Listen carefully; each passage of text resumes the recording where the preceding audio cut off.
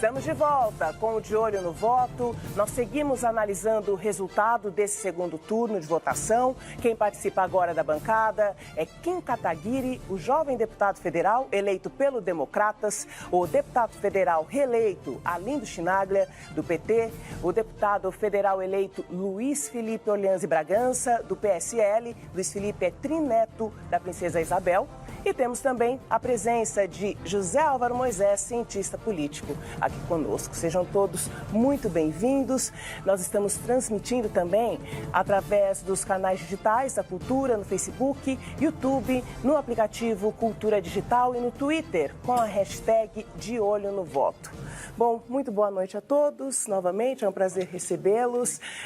Já as urnas apuradas já nos mostram que temos um novo candidato eleito, Jair Bolsonaro. E eu peço para nós iniciarmos as nossas conversas, as primeiras considerações de vocês sobre esse segundo turno que nos trouxe até esse resultado com a eleição do presidente eleito Jair Bolsonaro. Começo com Felipe, Luiz Felipe, boa noite. Obrigada pela presença. Muito obrigado por estar me recebendo. Muito boa noite a todos os palestrantes aqui presentes, telespectadores. Olha, esse é um momento muito especial porque, no meu ponto de vista, é o final, a coroação de ativismo que nasceu em 2014, sociedade livre se manifestando e, ao longo desses últimos 4 anos, convergindo no nome de algum representante que pudesse concatenar todas essas aspirações, uma sociedade conservadora, com aspirações liberais no ponto de vista da economia. Então, isso é muito importante. E eu gostaria de saudar aqui a família Bolsonaro, o próprio candidato, nessa grande vitória. Que Deus te abençoe, Jair, que abençoe os filhos do Jair e todos os ativistas que se mobilizaram desses últimos 4 anos. Eu tive presente com boa parte deles, um deles está aqui do meu lado também. Parabéns a todos os ativistas que mostram que o Brasil tem essa riqueza, que é a sociedade querendo proteger o seu país. Muito obrigado, muito boa noite. Deputado Kim Kataguiri, suas palavras iniciais. Boa noite a todos. Antes de tudo, obrigado pelo espaço.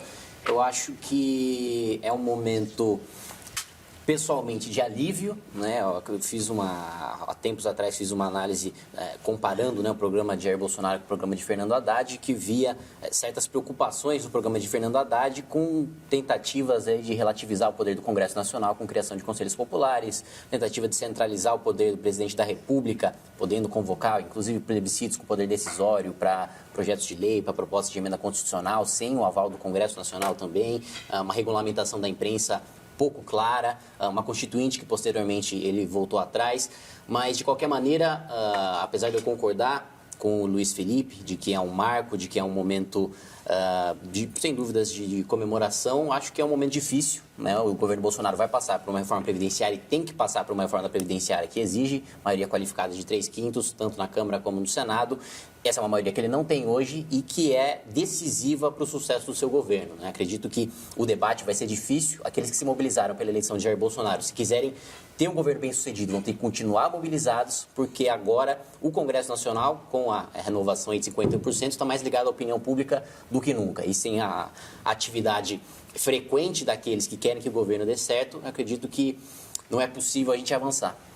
Deputado Arlindo Chinaglia, boa noite. Boa noite a todos. Primeiro, nós fomos derrotados e reconhecemos o resultado da eleição, diferentemente daquilo que o Bolsonaro e parte dos seus apoiadores diziam, de maneira, eu diria, surpreendente até, de que diziam que não reconheceriam um resultado que não fosse a vitória do Bolsonaro.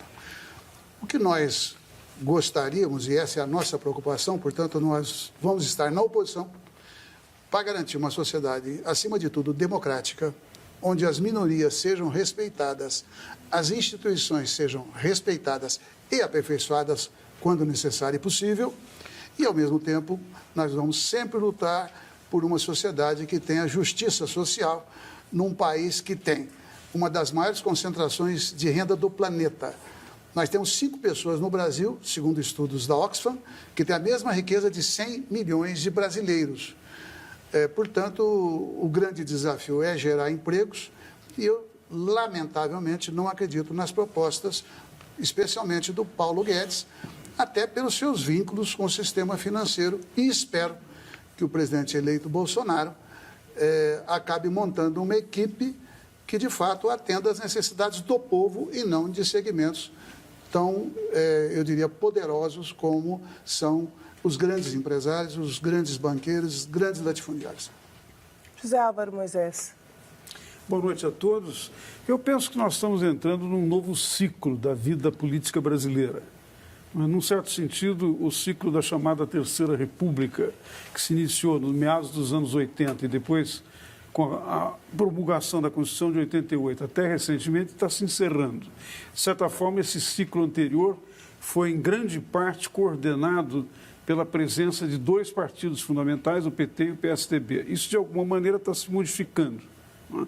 Eu acho que a mudança, boa parte da mudança, veio de uma percepção de uma maioria dos eleitores brasileiros de que o sistema político como um todo e a política brasileira e também o papel das elites tradicionais estavam funcionando mal. E, num certo sentido, o voto que foi dado, a meu juízo, é muito mais um voto no sentido de negar uma coisa que uma maioria de eleitores desejam do que propriamente em torno de teses que nem sempre ficaram muito claras, né? Mesmo a tese, por exemplo, da questão da Previdência, que foi mencionada, até agora nós não sabemos bem qual vai ser a orientação que o novo governo vai adotar para propor a reforma da Previdência. Admitindo e aceitando que sem a reforma da Previdência será muito difícil retomar o crescimento econômico e, com isso, ter a possibilidade de criar empregos. Mas eu estou dizendo essas coisas para sugerir o seguinte: eu acho que essa nova fase que o país está entrando tem uma condição absolutamente fundamental.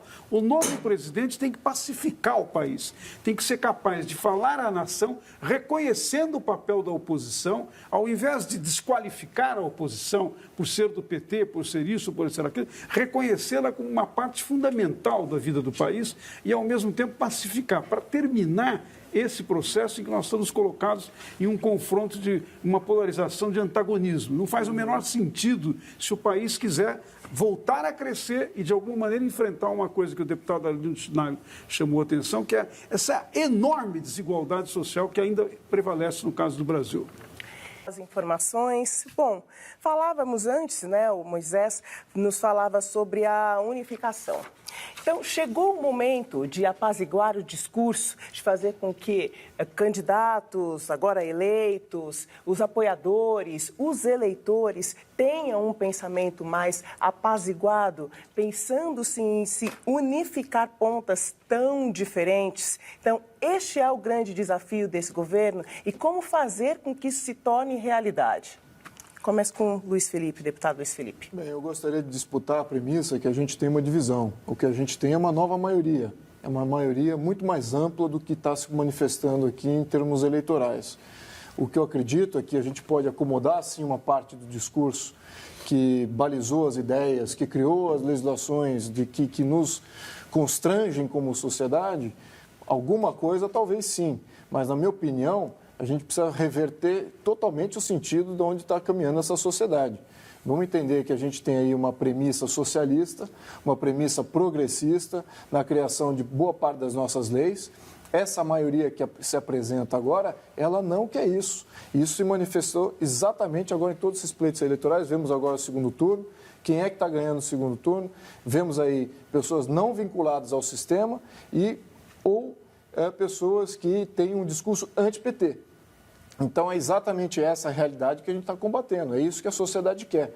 Contemporizar com aquilo que é o estamento burocrático nesse momento, não acho que é produtiva. A sociedade quer reformas e isso temos que atacar, sim, as premissas de base. E aqui tem uma premissa já que a gente precisa atacar, que é a questão de geração de emprego versus desigualdade social. Isso é fundamental entender essa diferença. O nosso objetivo aqui, como todo novo governo, é fazer geração de empregos.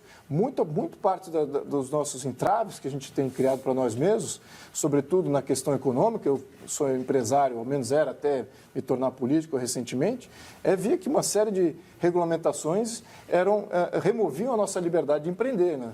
a nossa capacidade de fazer. Então, isso remove as oportunidades que existem para as camadas mais desprovidas, mais carentes, e eu acho que esse que tem que ser o objetivo. Se nós continuarmos aí nessa premissa que vamos aqui atacar a desigualdade social, fazer uma série de programas progressistas para atingir a igualdade social, que é utópico, vamos estar onerando a nossa capacidade de geração de oportunidades. Então, a gente tem que premiar nesse momento agora geração de emprego, geração de oportunidades. Isso significa o quê? Considerando que o plano do Guedes, no primeiro momento, é de equilíbrio fiscal, ou seja, não vai poder mexer muito na questão tributária e vai ter que cortar muitos gastos para atingir esse equilíbrio fiscal. Então, o que sobra? Sobra desregulamentação da economia para a geração de empregos. Então, esse que é o nosso novo mote agora indo para frente. Retornar daqui a pouco com o discurso do presidente, do governador eleito do estado de São Paulo, que agora faz os agradecimentos a seus apoiadores, e nós retomamos o debate aqui na bancada e já voltamos com a fala dele. Kim Kataguiri, falávamos da dificuldade, do desafio de unir as forças tão distantes que entraram em tanto confronto nesse segundo turno, pensando numa união de país e num pensamento único para o Brasil. Este é o grande desafio do Brasil neste momento. Como você pensa em colaborar nessa missão que o Brasil tem daqui para os próximos anos? Eu vou me utilizar da liberdade que o Luiz Felipe utilizou, também discordar de uma das premissas da pergunta. Eu acredito que o grande desafio não seja unir, mas seja pacificar, mesmo porque unir esses extremos é absolutamente impossível e também não seria saudável para a democracia você ter um discurso uníssono, né? Toda democracia você tem divisões, você tem debates, mas eu acredito que o que falta... Mas são várias vozes que precisam se entender e conviver. Perfeito. Justamente nesse ponto que eu vou entrar agora. O que falta para o Congresso Nacional é uma recuperação do alto clero, que já existiu. Hoje em dia você vê mesquinharia nos debates do Congresso Nacional para que essas pautas sejam debatidas no alto nível e que a aprovação dessas pautas seja possível, né? Acho que começa da pacificação. E eu também peço licença para fazer uma crítica nesse sentido, no mesmo tema que a gente vem falando, a fala do Arlindo Quinalha, porque... A partir do momento que você diz que vai ser oposição para garantir os direitos das minorias, você parte da premissa de que o governo está sistematicamente querendo o programa de governo do Bolsonaro estaria contra as minorias. E eu acho que esse é o tipo de terrorismo que a gente tem que parar, né? Porque a gente vê nas ruas, a gente vê nas redes sociais, a gente vê na imprensa discursos de que o Bolsonaro venceu, agora a mulher não pode mais votar, agora foi revogada a Lei Áurea, agora, enfim, dos mais absurdos possíveis, né? Gays vão ser mandados para campos de concentração, e a gente sabe que isso não existe. As garantias e direitos fundamentais da Constituição lá vão se manter, mesmo porque o Bolsonaro, ainda que quisesse, não tem o poder de implementar nenhum tipo de regime autoritário. Eu acho que isso joga contra o país e mais. Eu acho que essa lógica de governo e oposição só faz sentido quando você fala de cargo, só faz sentido quando você fala de fisiologismo. Porque o cara que é ideológico, ele vai votar de acordo com essa ideologia, de acordo com as suas crenças, independentemente de quem seja governo. Se o Lula fosse presidente e viesse uma reforma previdenciária dele, eu ia votar a favor, porque eu sou a favor da reforma previdenciária. Ainda que eu discorde do PT, ainda que eu acho que a condenação do Lula seja justa. Quando você fala governo e oposição, significa o governo sempre vai votar a favor porque tem cargo no governo. A oposição sempre vai votar contra porque não tem cargo e quer chegar ao poder e quer jogar quanto pior, melhor. Então, eu acho que essa lógica precisa ser revista. A partir do momento que os parlamentares tiverem uma posição mais de independência e menos de fisiologismo e menos de balcão de negócio no Congresso Nacional, você eleva o debate público e você faz com que pautas como a reforma previdenciária, que precisam ser debatidas, e isso, quando o PT era governo, mesmo o próprio presidente Lula, o próprio então presidente Dilma, falava numa reforma previdenciária, falava até quanto Joaquim Levy era ministro da Fazenda ainda em uma PEC do teto, como depois foi oposto, como depois virou o discurso do PT oposto à PEC do teto. É um debate que tem que ser feito, todos os parlamentares sabem, do PT, do PSOL, do PCdoB, do governo, o que quer que seja, e isso precisa ser levado ao maior nível possível, sem essa lógica mesquinha de só governo e oposição, porque eu acho que só pequeno no debate brasileiro. Concorda, deputado Chinaglia? Não, espero que o Kim não tenha psicografado aquilo que eu não falei. Mas eu vou retomar, então, para deixar mais claro aquilo que, evidentemente, quem nos assiste e nós aqui na mesa temos que esclarecer. Eu também concordo que a tese de unificar, ela é irreal, até porque ninguém deve abrir mão de posição política. O que eu entendi da pergunta da Joyce é outra coisa. É que, na relação civilizada na sociedade, se isso merece ou não se debater ideias e não trabalhar com ameaças. Então, nesse aspecto, eu, de fato, espero que, a partir do presidente eleito, ele modere o seu linguajar. E a partir daí, eu quero dizer que não se trata de terrorismo, se trata daquilo que o próprio Bolsonaro falou. Eu vou dar um exemplo. Aquele discurso que ele fez através de celular, depois ele disse que é para quem estava na Paulista. Um presidente da República não fala só para os seus eleitores da Paulista num dado momento. Ele estava falando para todos os brasileiros, querendo ele ou não. Bom, ele falou barbaridades em vários momentos, tipo, a minoria terá que se adequar à maioria. Isso não significa respeitar, significa, digamos, a maioria impor a uma minoria, qualquer que seja ela, seja social, seja de qualquer nível, aquilo que a maioria quer. Bom, é óbvio que um processo democrático a maioria prevalece. Isso não significa anular a ou as minorias. Primeiro ponto. Segundo ponto. Quando ele fez uma referência, e eu vou provocar o Kim, que ele falou, vai para a ponta da praia. Eu presumo que o Luiz Felipe não saiba o que ele quis dizer. Presumo, não significa ignorância. Eu estou te elogiando, porque eu vou dizer o que ele quis dizer. E pode até não ser verdade. Mas chamou muita atenção. O que é ponta da praia? Tomara que não seja verdade. Quando ele falou, os vermelhos, não sei quem, vão para a ponta da praia. Ponta da praia, segundo o que eu li, não sei se é verdade, repito, era, digamos, uma referência a um centro de tortura, não era de tortura apenas da Marinha. O que se atribui que era na ponta da praia, uma praia no Rio de Janeiro, onde as pessoas não saíam vivas. Ele já defendeu tortura. Ele falou assim, ditadura já, onde? No microfone da Câmara dos Deputados. Ele defendeu o fuzilamento de 30 mil. Então, se tem alguém fazendo terrorismo, é o seu candidato que acabou de ganhar a eleição. E é nesse aspecto que nós temos, e aí eu acho que há um dever que não é do governo, não é apenas do governo. A imprensa, né? A sociedade como um todo, né? Enfim, todas as forças que têm que debater. O país é nosso, ele não é de nenhum governo, ele não é do parlamento. Então, neste sentido, nós temos que atuar, sim, para que o debate seja canalizado para as ideias e não para a ameaça. Acabaram de matar um jovem de 23 anos que estava numa carreata no Ceará, defendendo a candidatura do Haddad. O jovem morreu praticamente ao lado da mãe. Isso é inconcebível. É a isso que eu reajo. Moisés, como combater ou afastar essas falas citadas pelo deputado Chinaglia referentes ao presidente eleito Jair Bolsonaro? Veja, eu acho que nesse debate tem algumas questões muito importantes sobre a natureza da democracia que nós queremos que exista no Brasil. Não há democracia sem o reconhecimento da pluralidade, não é? que diz respeito ao funcionamento do sistema, em relação ao qual existem muitas propostas, inclusive de natureza ideológica. Eu acho que não entender isso, de alguma maneira não perceber que isso é parte da realidade democrática, eu acho que digamos assim, é um elemento de desqualificação diante dos enormes desafios que nós temos daqui para frente.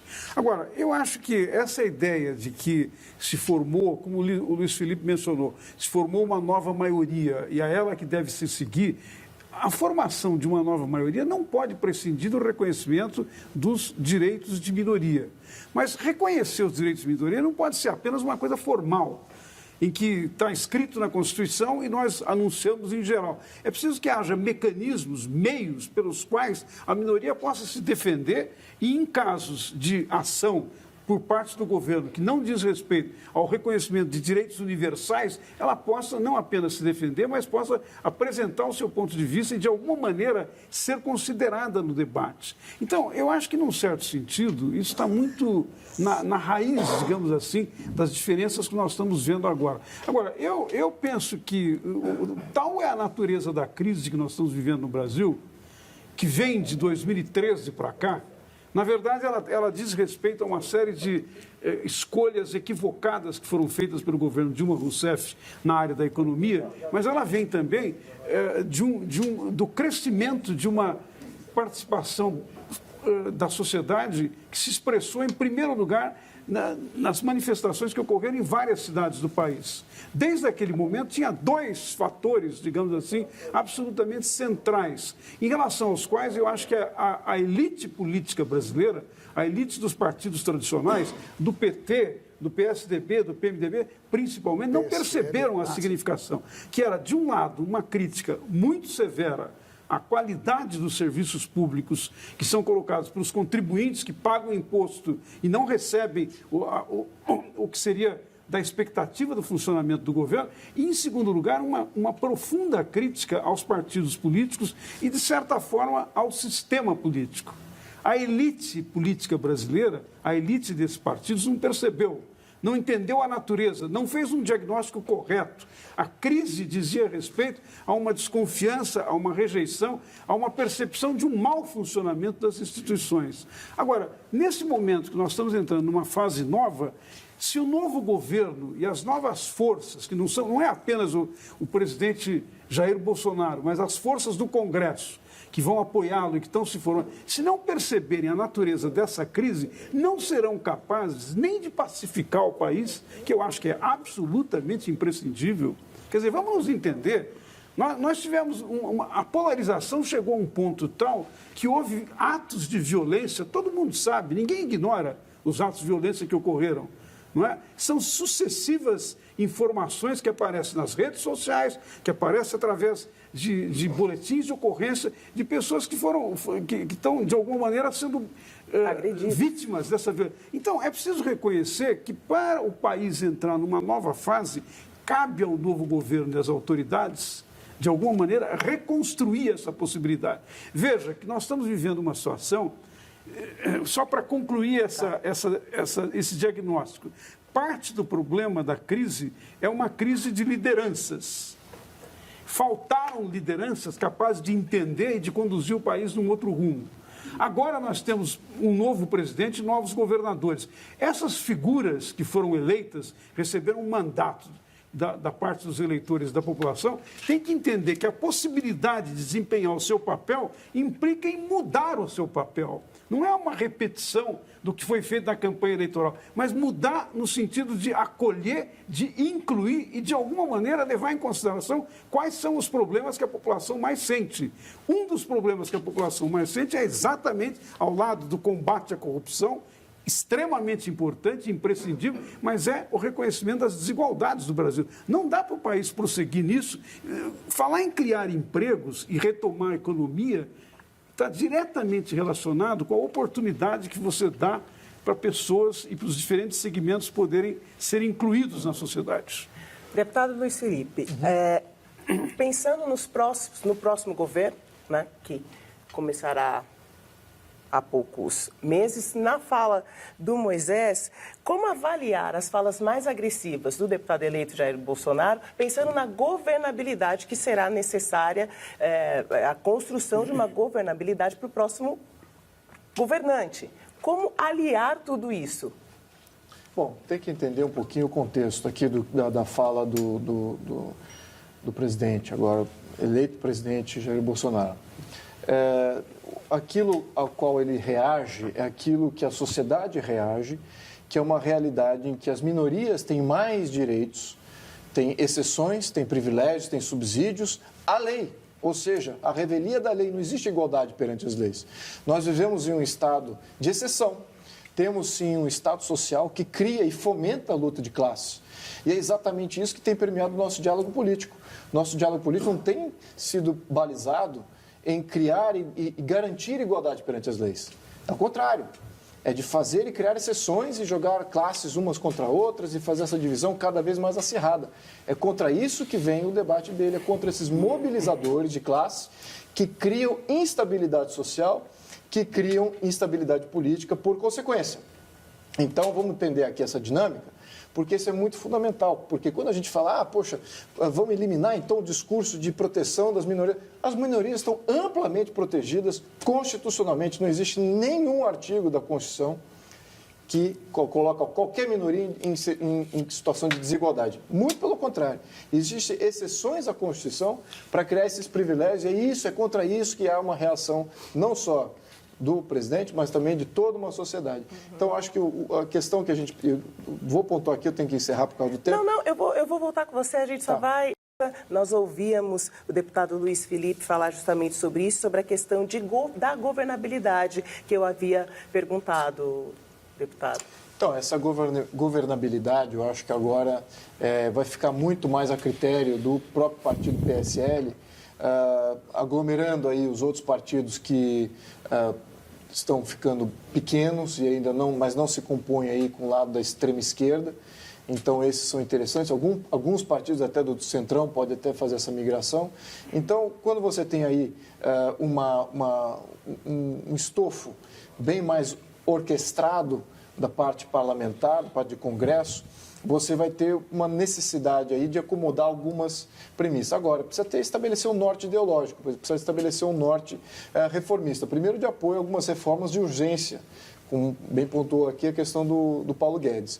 Mas precisamos aí manter coesão para, sim, fazer reformas mais profundas de Estado que estão em linha e que são os grandes causadores dos nossos problemas atuais. Né? Falando aqui de presidencialismo, o Dória mencionou a questão do pacto federativo, a centralização do poder, temos que descentralizar poder, isso também está em linha com o plano do Guedes do ponto de vista tributário, mas precisa ter um reflexo político, organizacional do ponto de vista de Estado. Então, aí inferem várias outras reformas políticas e aí sim é competência do Congresso, deixa menos de ser uma iniciativa do Executivo.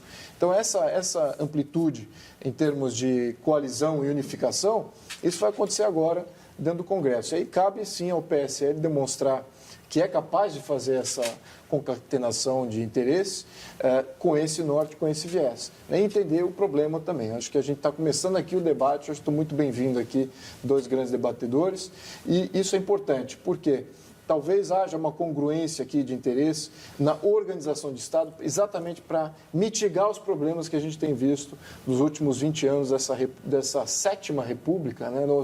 Sexta república nossa, e que já está em processo político falimentar, na minha opinião. Então, a gente precisa entender quais são esses defeitos e contra-atacar isso com alguma coalizão que seja suprapartidária. E aí sim pode haver alguma congruência aqui, alguns mecanismos organizacionais do Estado. Agora, em termos de política, que envolve política econômica, a política social, essa sim, aí temos que ter uma maturação e eu acho que adoraria que os atuais do estamento burocrático dê as boas-vindas aos conservadores e liberais que pela primeira vez vão ter uma voz coesa e uma voz contrária dentro do Congresso de uma maneira mais organizada. Kim, essa nova forma esse novo desenho da estrutura do poder no Congresso nos traz a expectativa de mudanças expressivas e necessárias para o povo brasileiro. Como você vê a possibilidade de fazer com que isso se torne realidade e como você enxerga a sua participação nesse processo?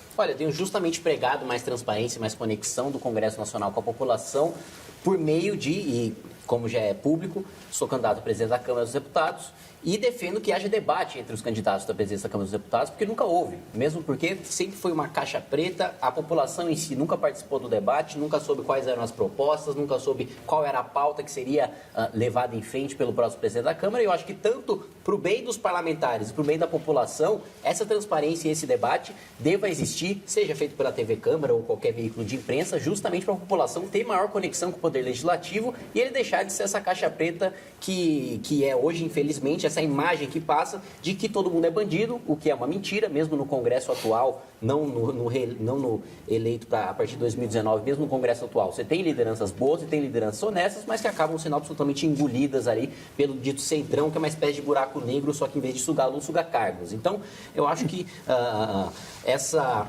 nova configuração do Congresso exige um debate à presidência da Câmara, um presidente da Câmara que tenha esse contato direto com a população e que represente essa nova vontade das urnas. E se você me permite responder claro, à provocação do deputado Quinalha, você disse que o Bolsonaro deveria moderar o seu linguajar. Eu concordo e ele mesmo concorda, né? Tanto que agora o tom adotado é diferente e você sabe, você é deputado lá há muito tempo, você sabe Quem é Jair Bolsonaro, você sabe que ele é um tiozão do pavê com mandato. Ele é aquele cara lá que faz a piada no churrasco, pergunta das namoradinhas do sobrinho, joga o sobrinho na piscina, mas no final das contas ele não é uma pessoa má, ele não vai acabar com a democracia, ele não é uma ameaça. Você convive com ele há muito tempo e sabe bem disso. Nada disso que ele falou sobre autoritarismo, sobre ditadura, sobre tortura, ele falou em campanha ou enquanto programa de governo. Foram falas passadas e que, inclusive, ele mesmo, posteriormente questionado pela imprensa, nega e adota um discurso novo de unificação e mais moderado que tende a adotar. Eu concordo que boa parte das falas deles não são adequadas para um homem público. O Jair Bolsonaro, no início do primeiro turno, não era meu candidato. Meu voto no Jair Bolsonaro foi útil, foi um voto em que, entre PT e Bolsonaro, eu, de fato, pela ameaça petista que está, e isso não em discurso passado, mas sim no programa atual do PT, essa ameaça passada agora de aparelhamento de Ministério Público, de aparelhamento de Judiciário, de criação de conselhos populares para diminuir as prerrogativas do Congresso Nacional, de aumento das prerrogativas do Presidente da República, de uma constituinte pouco transparente. Essa ameaça que me levou ao meu voto útil a Bolsonaro. Concordo, tem várias críticas a ele, inclusive da postura enquanto homem público. Agora, dizer que é uma ameaça à democracia já é demais. Você convive com ele há muito tempo e você sabe que não é nada disso. O deputado Arlindo Chinaglia, em resposta à fala do Kim Kataguiri. Não é só em resposta à fala do Kim, mas eu estou rindo porque, mas é de forma respeitosa, é que o Kim é um jovem, parabéns pela grande votação, mas ele não pode dizer aquilo que ele não sabe que não aconteceu. Eu já fui presidente da Câmara, e você dizer que nunca houve debate para a presidência da Câmara não é verdade. Não é que você está mentindo, é que você não sabe. Na época foi feito debate na TV Câmara, foi feito debate na Folha de São Paulo, foram feitos em plenário, né? Mas, de qualquer maneira, eu atribuo isso a um desejo seu de fazer um debate transparente, o que eu apoio, ok? Mas o que me motivou o sorriso, e eu repito, não é por desrespeito, é que você fez, na primeira vez, uma análise do que é o toma lá da cá. Eu poderia ali já ter feito uma observação que você acabou fazendo e eu gostei que você fizesse. Porque você foi eleito pelo DEM. Se tem um partido que comanda o Centrão e participa do Centrão há muito tempo, é exatamente o DEM. E eu, então, também quero te parabenizar e estimular que você acabe com essa história do toma lá da cá. Porque, e você mesmo afirmou, e eu concordo, o Centrão é, digamos, um dos piores exemplos de você trabalhar o poder através de cargos, através de favores da máquina pública. Pois bem, dito isto, o que eu gostaria também, Joyce, de abordar aqui na nossa conversa? A ideia, por exemplo, de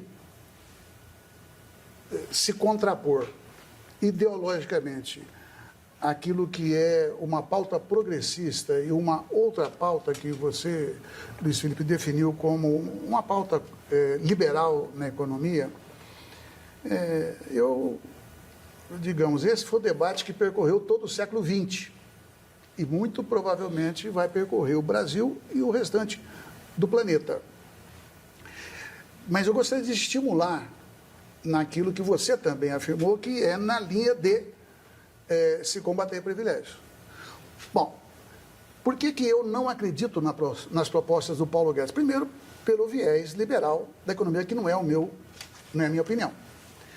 Agora, a primeira declaração, pelo menos que eu me lembre, pode não ser a única, mas recentíssima, que ele fala com referência à reforma da Previdência, por exemplo, é exatamente estabelecer a idade mínima, isso significa regime geral, significa CLT, significa aqueles que não têm estabilidade, significa atingir aqueles que não conseguem pagar sequer os 30 e 35 anos por causa da rotatividade da mão de obra, e ele acrescenta que tem que aumentar o tempo de contribuição.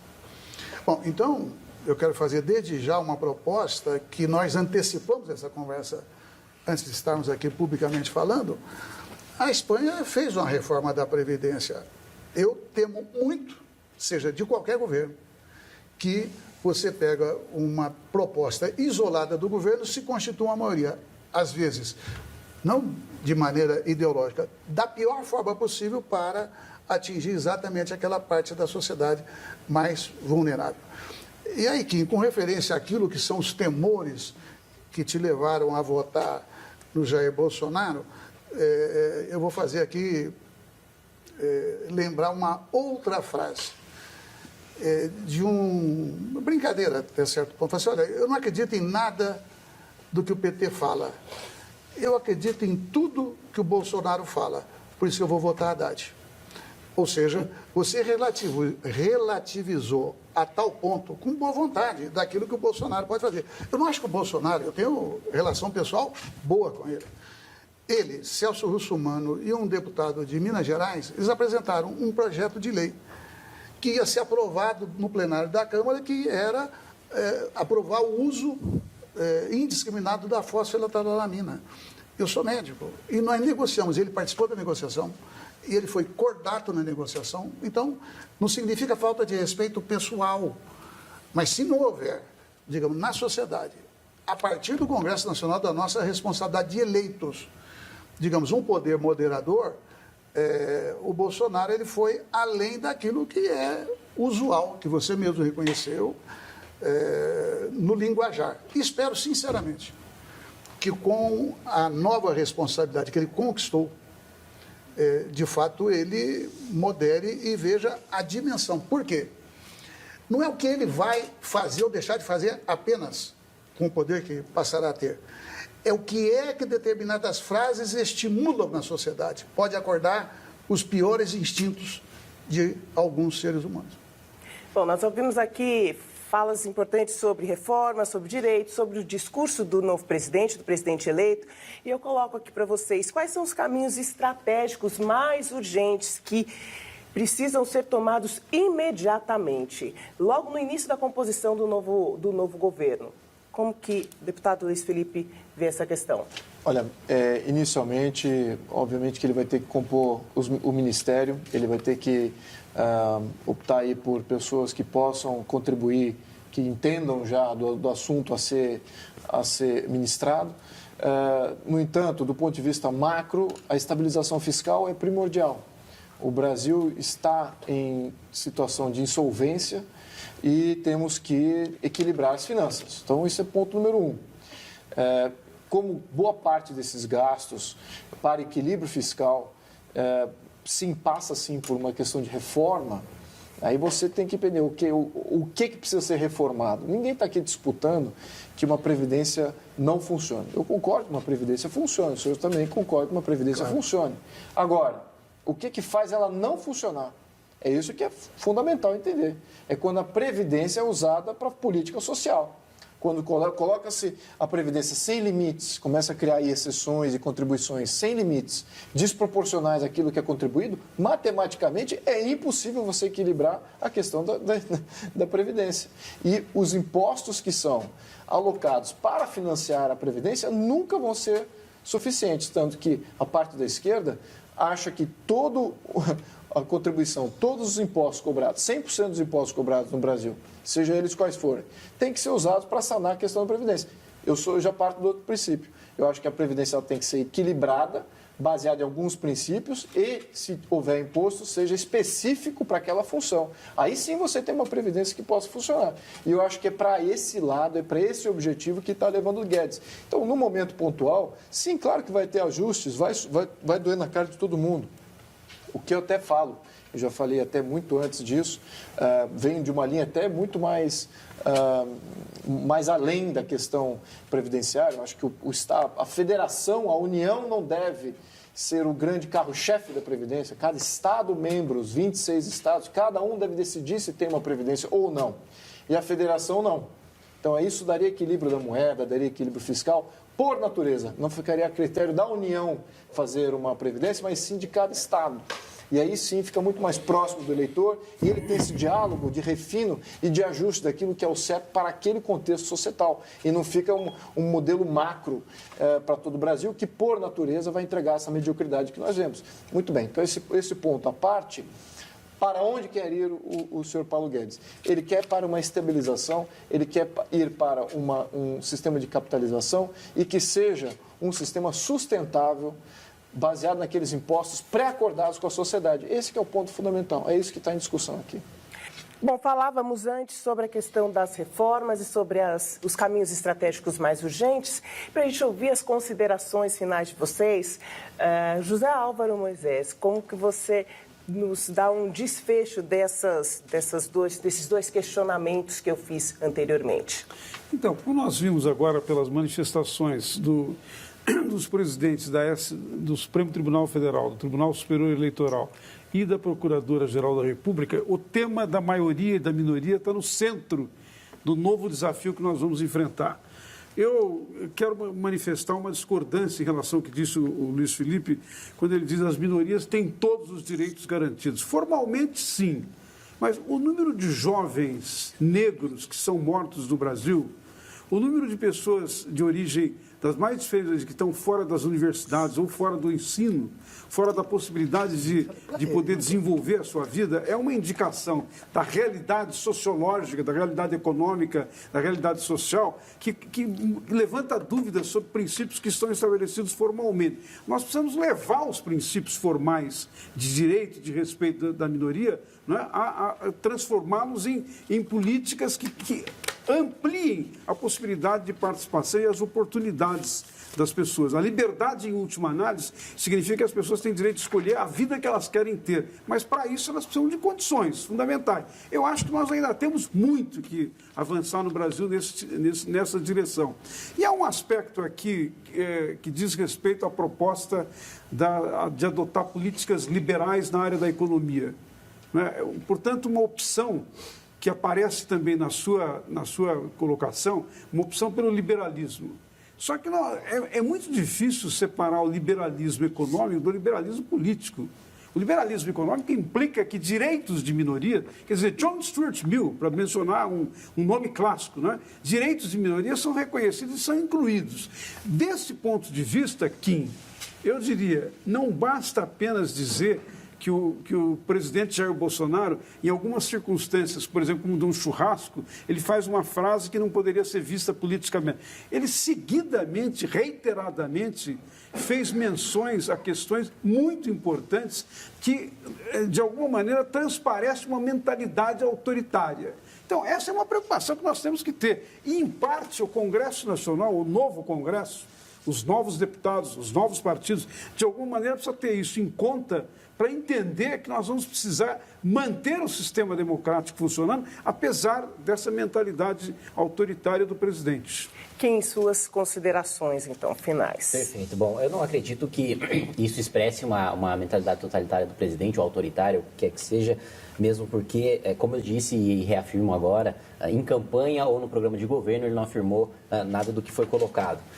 De qualquer maneira, eu queria aqui respeitosamente discordar do que o Arlindo Quinalha disse sobre já haver debate à presidência da Câmara. Por que você chamar um debate entre você e o Aldo Rebelo de debate entre extrema esquerda e esquerda? É uma conversa de comadre, né? Mais ou menos do tinha um candidato PSDB também. Menos do que um debate, mas sem chance de vitória, o candidato do PSDB. Então, acho difícil, ainda mais no momento em que a democracia não tinha tantas redes sociais, não tinha tanta participação assim, você falar que já houve debate à presidência da Câmara. Mas, de qualquer maneira, a reforma, e aqui eu faço uma correção, até uma fala do professor Moisés, de que não se sabe exatamente a reforma proposta pelo Paulo Guedes. Ele já externou que é a reforma elaborada pela FIP, né, pelos professores de Economia e Administração da USP, que basicamente tem 3 pilares: o de capitalização, como citado pelo Luiz Felipe, o de renda básica, que aliás é um dos pontos que eu concordo com um parlamentar petista, que é o Suplicy, né, uma bandeira histórica dele, a renda mínima, com um sistema de repartição geracional, como já existe hoje, só que com um teto de aproximadamente R$2.000 para evitar que funcionário da iniciativa privada financie o setor público